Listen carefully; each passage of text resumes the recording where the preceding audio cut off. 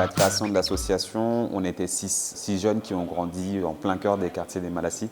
Et on se posait tout simplement la question de, voilà, notre quartier, il ne se passe pas grand-chose pour les jeunes, qu'est-ce qu'on peut y apporter? Au début de la JDB, ils faisaient des after-school.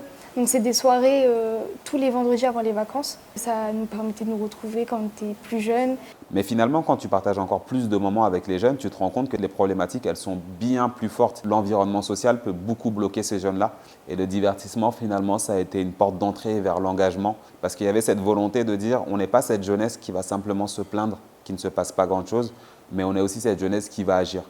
Et moi, jeune adolescente de Bagnolet, pourquoi on ne me ferait pas confiance?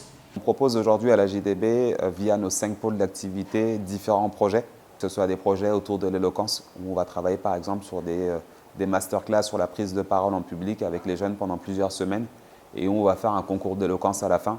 Nous jeunes, à travers nos idées, à travers nos projets, nous pouvons tant vous apporter. Elle a réussi, elle a gagné. Et être banlieusard, ce n'est pas être voué à l'échec. Là, on a un programme autour de l'agriculture urbaine. On va faire un mix de l'agriculture et la culture urbaine. Donc nous, finalement, ce qu'on fait, c'est qu'on rend les choses plus accessibles, c'est qu'on les fait de manière plus innovante, de manière à ce que tout ce qui se passe autour de nous soit beaucoup plus inclusif. C'est un feu de bois, c'est fait maison, ça c'est fait maison, ça c'est fait maison, tout est fait maison. Je participais aussi au programme ADNH, à la découverte de nouveaux horizons. Donc en fait, on est un groupe d'autogestion et le but, c'est de récolter des fonds en faisant des buvettes, des prestations, des restaurants éphémères pour qu'on puisse aller en voyage. Au début, quand on commençait à avoir des responsabilités, on nous apprenait la théorie, comment ça se passe, on les voyait faire en fait. Les demandes de salles, le budget. Après, avec le temps, ils ont commencé à nous laisser faire tout seuls. Aujourd'hui, on maîtrise plus qu'au début. J'ai réservé la salle, j'appelais des traiteurs, je montais des équipes. Je regardais un peu partout si tout allait bien, que ce soit en cuisine, dans les salles, à l'accueil, un peu partout.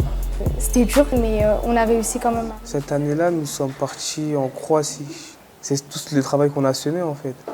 Et là, on le récoltait en allant en vacances et en profitant. Quand on veut, on peut. Et c'est ça que ça nous a appris et qu'on n'a rien sans rien aussi. Donc en parallèle, on forme aussi les jeunes avec des professionnels, des partenaires, des restaurateurs, des personnes qui sont aussi sur de la communication. Donc ça peut aussi leur permettre à eux de faire un lien avec leur étude aussi scolaire. Je ne savais pas du tout ce que je voulais faire et aujourd'hui je fais des études de communication parce qu'en fait j'ai vu que c'était le domaine dans lequel j'excellais le plus à la JDB. Il y a des talents et nous on est juste là pour les révéler, les faire mûrir et nous aussi grandir à travers tout ça.